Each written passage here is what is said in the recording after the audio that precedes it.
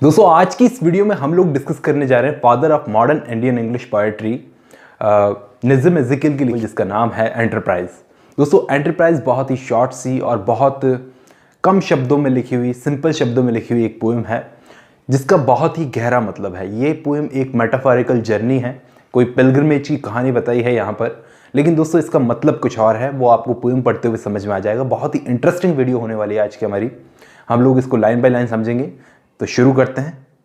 सबसे पहले इस पोएम के टाइटल का मतलब समझते हैं। एंटरप्राइज, एंटरप्राइज का मतलब होता है दोस्तों कुछ नया शुरू करना, कुछ जोखिम भरा कुछ नया शुरू करना। ये नज़्म एज़ेकियल की बहुत ही फेमस पोएम है दोस्तों। शुरू करते हैं। 30 लाइनें हैं इस पोएम में, हम 5-5 करके पढ़ते हैं। तो ये शुरू की 5 लाइनें हैं। इसमें बोलते हैं Nissim Ezekiel, it started as a pilgrimage exalting minds and making all the burdens light. यहाँ पर पहली कुछ लाइनों में बोल रहे हैं नज़्म एज़ेकियल, मैंने कुछ ऐसे लोगों के साथ अपने रिलीजियस जर्नी को शुरू किया, जैसे कि एक रिलीजियस जर्नी हो, शुरू किया, जिन्होंने मेरी ज़िंदगी की सारी टेंशन्स को हल्का कर दिया, बर्डन्स जो थे उनको लाइट कर दिया। ये फर्स्ट स्टेज थी पोएट की पिलग्रिमेज की। दोस्तों ये फर्स्ट स्टेज जो थी, ये यहाँ पर मैं आपको बता दूँ, ये मेटाफर है, ये एक पोएम। यहाँ पर पोएट ने अपना बचपन बताने की कोशिश की है। तो ये फर्स्ट स्टेज था पोएट का बचपन, जिसमें सारे के सारे जो भी पोएट के कंपेनियन थे, जो पिलग्रिमेज कर रहे थे पोएट के साथ में, तो सारे के सारे एक्साइटेड थे। उन्हें अपनी जवानी में आने वाली प्रॉब्लम्स और फेलियर्स का कोई पता नहीं था, कोई परवाह नहीं थी। फिर आती है उस रिलीजियस जर्नी यानी कि पिलग्रिमेज की second stage. The second stage, explored but did not test the call, the sun beat down to match our rage. इस लाइन का मतलब ये है, ये रिलीजियस जर्नी की सेकंड स्टेज जो थी वो बहुत ही परेशानियों और दिक्कतों से भरी हुई थी। तो यहाँ पर पोएट कह रहे हैं कि हमने एक्सप्लोर किया, और सन को दोस्तों यहाँ पे सिंबलाइज किया गया है हार्शनेस ऑफ नेचर से, कि जो कि बहुत गर्म है, लेकिन यहाँ पर इनमें जोश भरा हुआ है पोएट और उनके साथियों में। तो ये कहते हैं कि सूरज की हार्शनेस इनकी बर्निंग डिज़ायर को मार नहीं सकती। हमारे अंदर जो रेज है उसने इस सन की गर्मी को भी बेट डाउन कर दिया है। तो आई होप आपको फर्स्ट स्टैंजा का मतलब समझ में आया होगा। ये जर्नी शुरू हुई है, अभी तो आगे और स्टैंजा हैं। आगे की लाइनों में पोएट बोलते हैं, we stood it very well I thought, कि मुझे लगा, मैंने सोचा कि हम इस प्रॉब्लम के सामने तो अच्छे से टिके रहे। मतलब मुझे ऐसा लगा कि आने वाली प्रॉब्लम्स के सामने भी हम लोग ऐसे ही टिके रहेंगे, ऐसे ही झेल लेंगे। Observed and put down copious notes, मतलब हम लोगों ने इस जर्नी के दौरान बहुत सारी चीज़ें ऑब्जर्व की कि क्या क्या हो रहा है, सब कुछ हम लोग नोट करते हुए चले। मतलब ये चीज़ों को सीख रहे हैं इस वक्त, इस जर्नी के दौरान ये चीज़ों को सीख रहे हैं।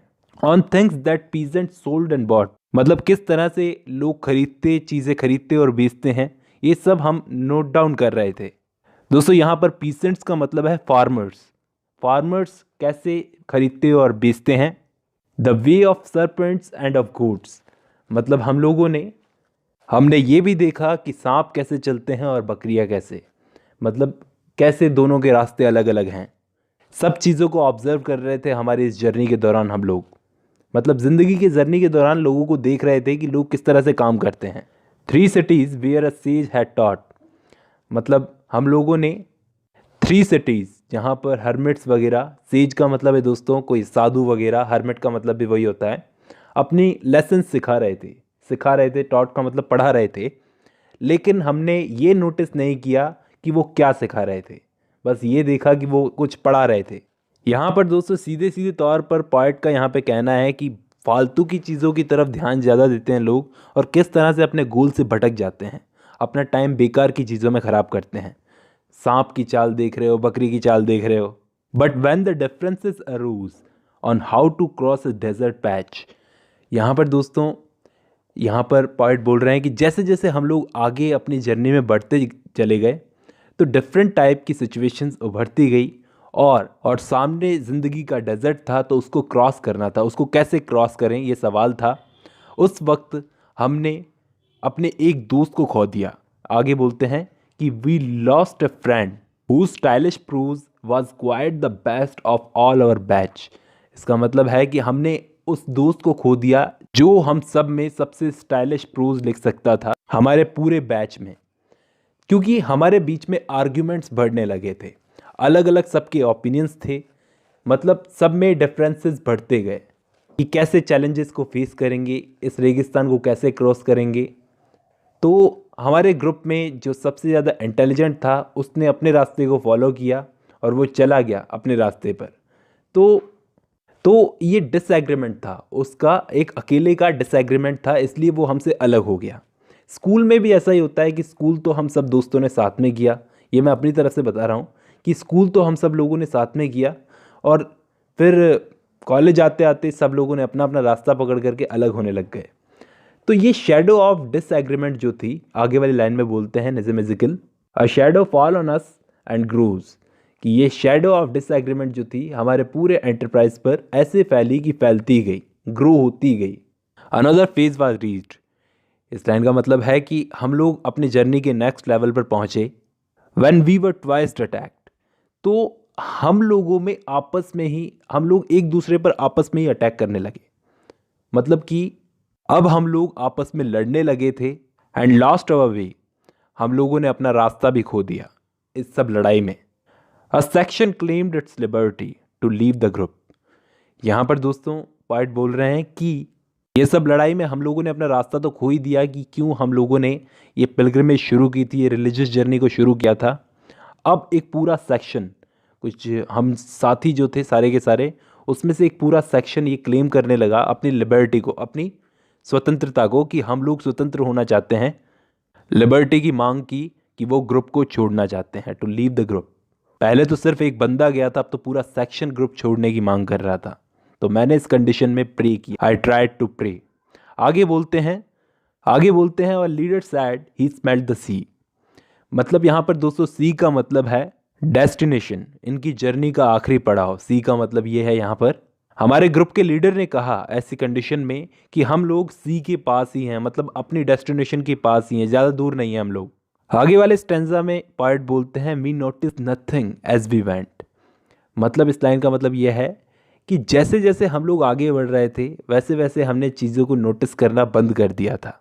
ऐसे तो पहले हम सब कुछ नोटिस करते हुए चल रहे थे, लेकिन अब हम बन गए थे एक स्ट्रैगलिंग क्राउड।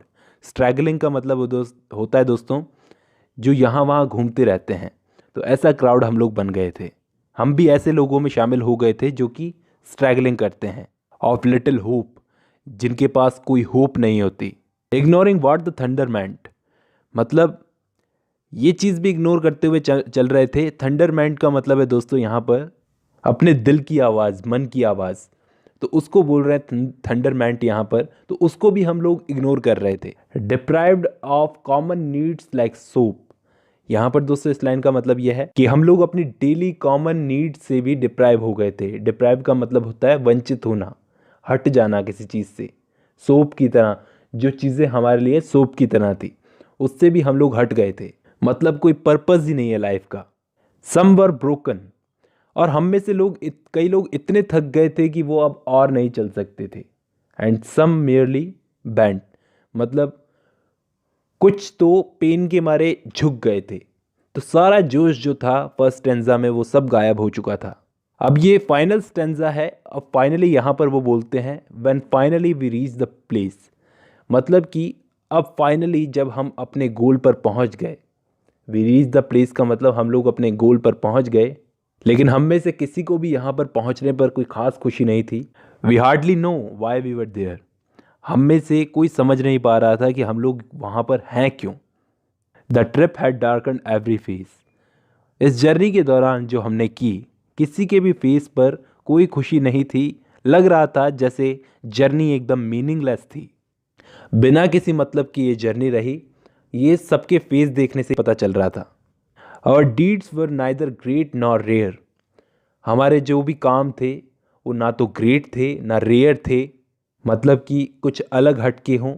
हमने तो वही किया था जो बहुत से लोग कर चुके थे। मान लो किसी चीज़ की तैयारी कर रहे हो और वो चीज़ मिल जाए, तो वो तो कई लोगों को पहले मिल चुकी है, उसमें नया क्या हुआ। तो ना तो उनके काम कोई ग्रेट थे ना रेयर थे।